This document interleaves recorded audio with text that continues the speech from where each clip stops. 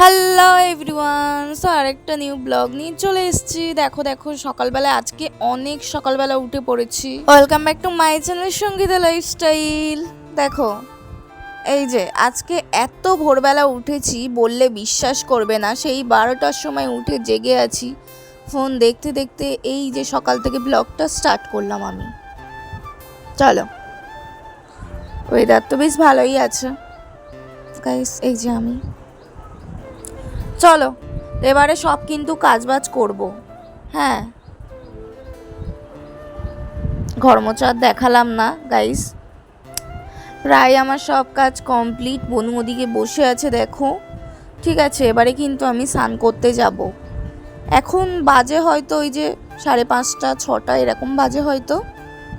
ঠিক আছে, উঠে কীরকম বসে আছে দেখো, যেহেতু ওর আজকে পড়া নেই। ঠিক আছে, আমি স্নান করে এসছি, এসে কিন্তু দেখো ঠাকুরঘর সারা হয়ে গেছে আমার। ঠিক আছে, আর রান্না বলতে আজকে সিম্পল রান্না করব। ঠিক আছে, এক চাপানি ডাল বসিয়ে দিচ্ছি, একটু মোটা করে ডাল করব আর আলু মাখা করব।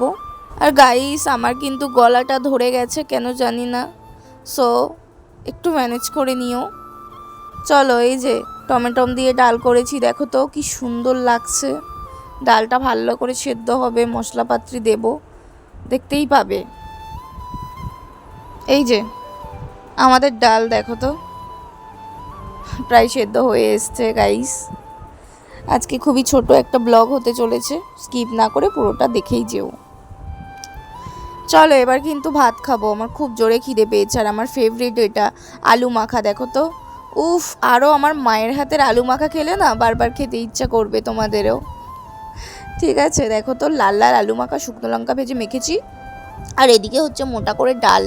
উফ, এর সঙ্গে আর কিচ্ছু লাগে না। এর আগের দিন দেখো তোমাদেরকে বলেছিলাম যে দুধ কলা দিয়ে পুজো দেবো। এর আগের দিন কিন্তু আমি দুধ কলা দিয়েছিলাম।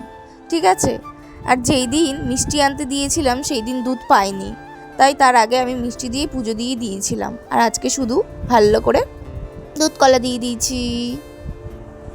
দেখো এই ঠাকুরগুলো হচ্ছে আমার দিদাদের ঘরে ছিল, তাই এনে ভালো করে মুছে আমি রেখে দিয়েছি। কত সুন্দর না লাগছে, ভারী ভর্তি ভর্তি লাগছে ঠাকুর ঘরটা, তাই না?